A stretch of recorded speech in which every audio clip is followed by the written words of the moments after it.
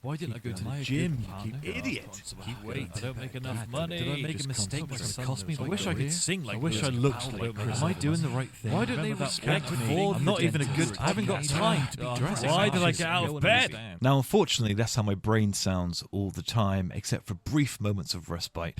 And we're going to explore why.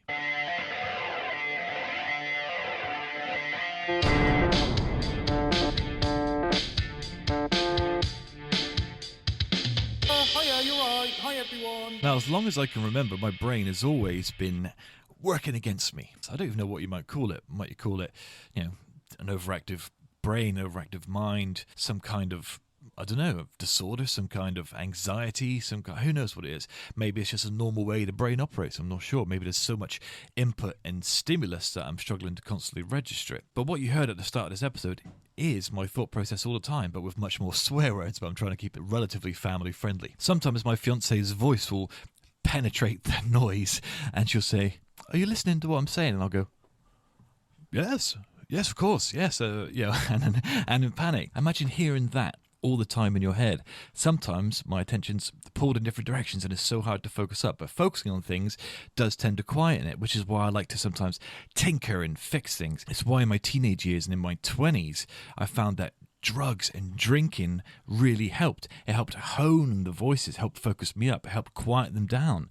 The noise and the mess and the cavalcade of bollocks and noise and self-doubt and confusion and insecurities would be suddenly silenced because I'm high or because I'm drunk or because I'm focused up on a project. It's been tough. It was much harder when I was a teenager because I didn't know why my brain was being like this. It would come with physical stimulus. My heart would start to race. I'd have actual sort of anxiety, but my brain sounds like this all the time, but with a constant undercurrent of, have you got that podcast episode out yet?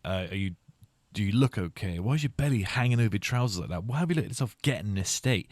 Could you look like this if you wanted to? My mind is built upon a lattice work of negativity and self-loathing, and I try and drown it out by saying, no, come on, you're a good dad, you're a good fiance, you're doing fine at your job, you make enough money, everything's okay, the podcast is going great, people are listening to it and enjoying it. But those things are so weak and temporary because I've only ever fed the loud wolf in my head. That's the strongest possible wolf and it's devouring the other. There's a job that I had a few years ago that required me to be on my own for 12 hours straight, and it was insufferable for the most part. You'll never see me nowadays without earphones in, listening to a podcast or an audiobook or music, anything to drown out the noise. That's why these things are important to me. But this job that I had where I was on my own for 12 hours was insufferable.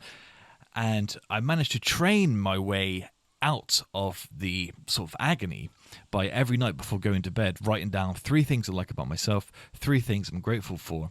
And then after about a month or 6 weeks of doing that every single night, I found I had smoother, cleaner, quicker access to the more positive thoughts. Those thoughts, I was feeding the good side of my brain, and that side of the brain became stronger and I became a little bit more positive. I sort of stepped out of that habit, and now the darker forces in my brain, the louder voices, the insecurities, the nightmarish voices that sort of hound and plague me all day are there all the time. So it's time for me to just concentrate and get back into the rhythm of doing whatever I can to help the positive side of my brain to come forth and have a little bit more power. The reason I'm talking about this is because ever since my son was born, I've had to self-analyze a hell of a lot more. Who am I? What do I want? What do I want to do? What's the core me? Are these voices the core me? I mean, I am overweight. That is something I need to address. But can I think about that in a more healthy way? I could be making more money. My family depends on me financially, so maybe I need to be more bold and take better opportunities. But then will that diminish the amount of time I have to spend on the podcast, which is my dream? What does a man become when we lose our dreams?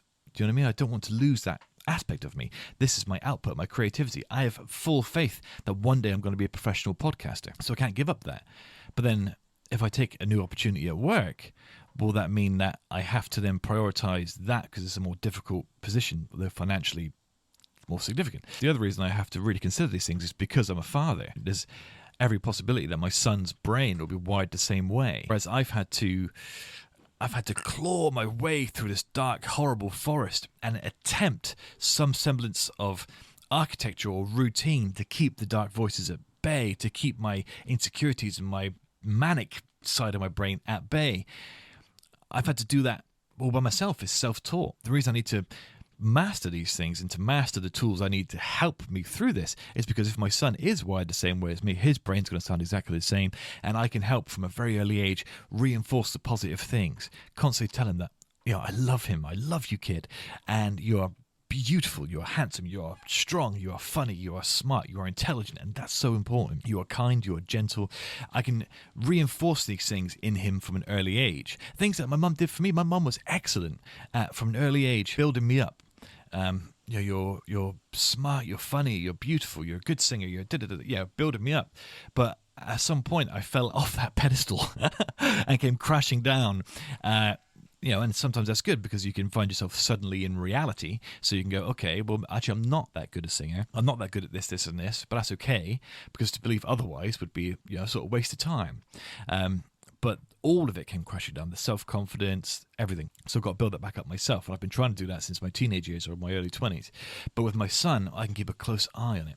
I can make sure he reaffirms himself constantly and keeps a good eye on his qualities and the things that he's good at. But I don't know. But that's why this matters. That's why the conversation around men's mental and women's mental health. I know mums struggle, but I can only see this from the point of view as a dad, and I can only see this from a man's point of view, and it is rough. It is a burden, and mix those in. When those thoughts, for the most part, are like white noise, static in the background sometimes, and then the relief is when I'm with my fiance, with my son. They sort of disappear now, but those voices are always there. Always. Imagine like someone following you around, constantly saying, "Wow, you do look gross in that shirt. Your belly's spilling over. You've lost your ass. Why haven't you got an ass anymore? You're getting very stumpy. You're built like a wombat. You're constantly just chirping. Whether you like it or not, even if you didn't initially believe it, you would eventually because those things are just sinking into your unconscious mind. So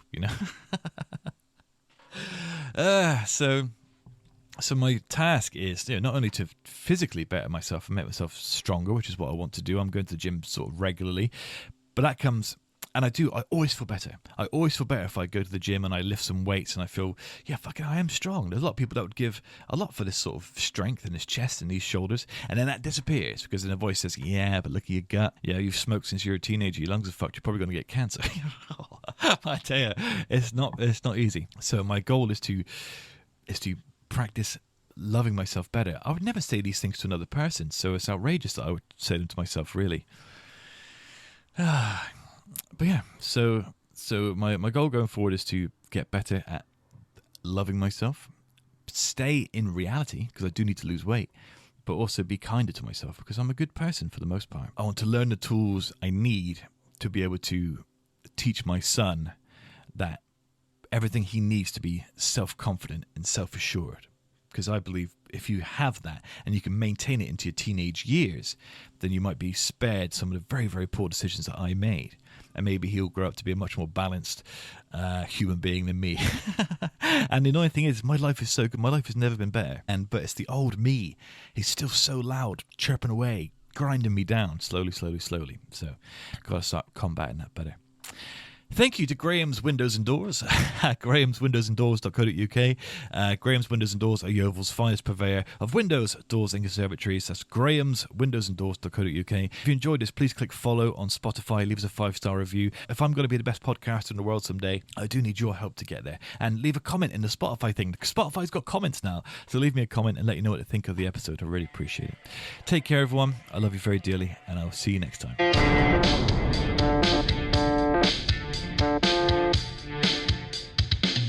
Hiya, you're right. Hi, everyone.